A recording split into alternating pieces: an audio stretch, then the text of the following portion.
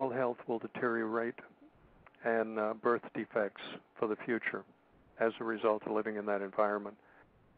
Joe, I wanted to ask you something. What do you really believe in your heart? Now, this is a tough question. Do you believe BP, with aid of the government, is trying to kill those people, or do you believe they just simply don't care? It's hard to say, but if I was to follow my heart and my gut instinct here, I would say that this is an intentional act in order to kill people. That's what I think. It would almost have to be. They know exactly what they're doing. They couldn't possibly make mistakes like this. No, I totally agree. I most totally agree. And not at the magnitude that we're talking about here. This is just ridiculous. And it kind of brings up, a lot of people speak conspiracy theory and all this kind of stuff. I think it's a good thing. I also think that we as a world, as a people in the world, have come to neglect our duty of questioning people and questioning these entities and authorities whenever something smells fishy. And the fact that we do that in the small venues that we have, whether it be on YouTube, whether it be on this show, whether it be talking to somebody over the water cooler at work, it's our duty to do this. And it's not wrong. They'll say it's wrong, but it's not wrong. As a matter of fact, this is what the First Amendment and freedom of press was all about, was to hold these people accountable and in check. And it's clearly not happening.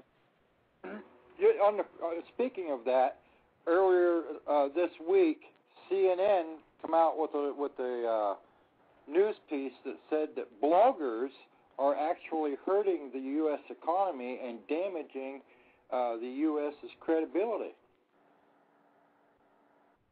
That goes to show you, people, that we're having an impact on what's going on in the world. When mainstream media starts talking about bloggers putting a hurting on them, that means that we're doing their job for them. Sorry. That's right. That's right. I have a couple of callers in queue. I don't know if one of them's Henning, so I'm just going to go. If they have any questions to ask, by all means, go ahead and ask your questions. But the first one I'm going to take is a Skype caller. Skype caller, go ahead. Skype caller, you're on the line. Okay, Skype caller's gone. Next, area code 732. You're on. Hello. You're on. Go ahead. Hey, a couple comments. Well, a few questions and a few comments. Somebody today has put out a YouTube video and did a blog show on it, on the coordinates.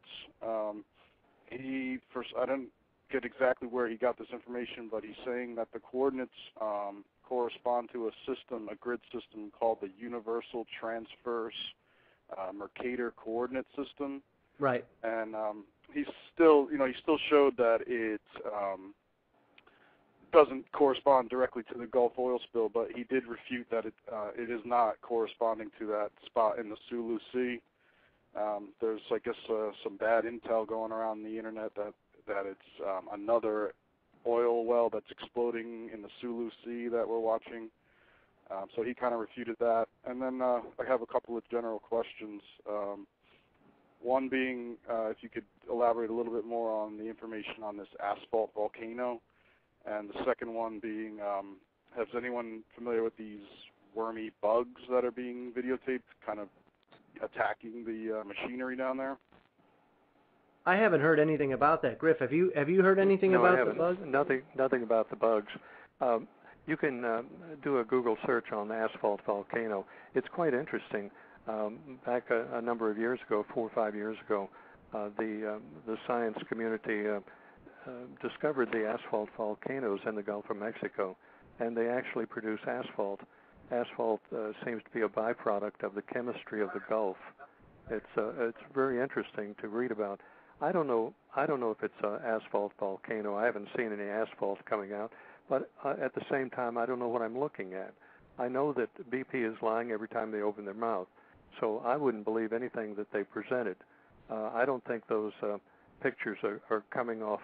They're not a live feed, a continuous live feed. We know that for sure. and I doubt seriously if it's coming from the bottom of the Gulf of Mexico. I guess it matters not where those pictures originated. We know that BP is just not telling the truth to us. That's right. John, I know that you have something to add to this conversation. Could you go ahead? Yes, thank you. And the caller is correct. Let's see. Let me put this link in the chat room.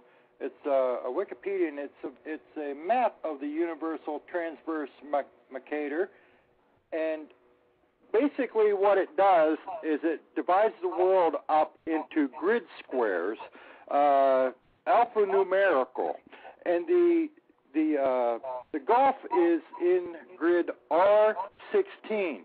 So the coordinates that we're looking at on the rover could either be latitude or longitude, or these UTM, the Universal Transverse Mercator coordinates, which could be used for any one of the grid coordinates. In R16, it could be in, from what I understand, B7, could be in R17.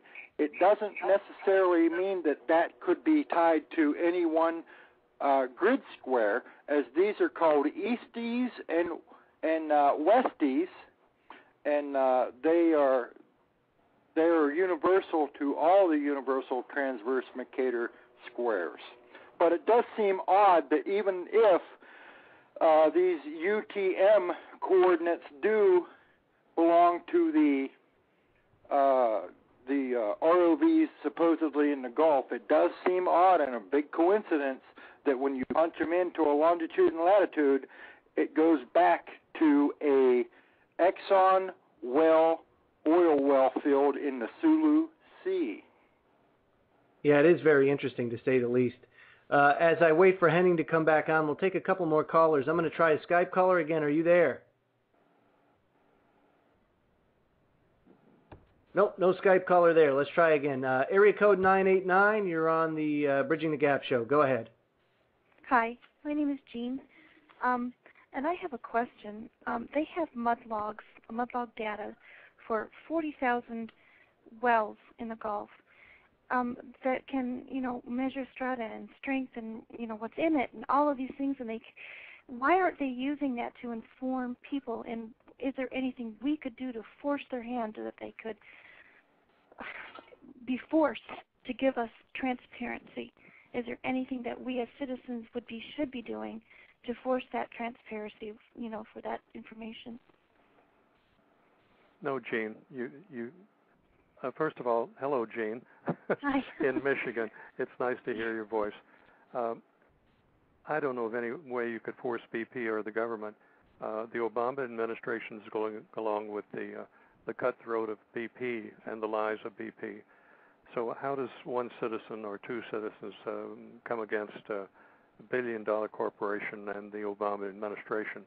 How do you do that? You don't. The only thing you can do is look after self and family and get out of that area and try to stock provisions for what's coming at us. And that's the only thing you can do. Only thing. I was just thinking of the European countries, how they have national strikes and how they are able to make such a difference. It's too bad that we're not doing that here. Obama would welcome that as an excuse to bring military action against the people. Yeah, I totally agree with you there, Griff. Hey, Henning, do you have anything to add to that for Gene? I got a little confused because I was in the middle of calling in again and make sure you also knew I was here. Can you hear me? No, I can hear you just fine. Loud and clear, my friend. Well, I come from Europe, and I know in Europe that when people are upset about what governments do and making decisions in over their heads, which is not appeasing the people, they get on the streets and they start a brawl because they want what's right. And that's sad that Americans are coming from Europe itself, and they kind of didn't keep that into them, that they should still fight for freedom no matter what, because the European Union is basically built up the same way as in America. It is about having a centralized government and taking all the rights away from the people, and we see that happening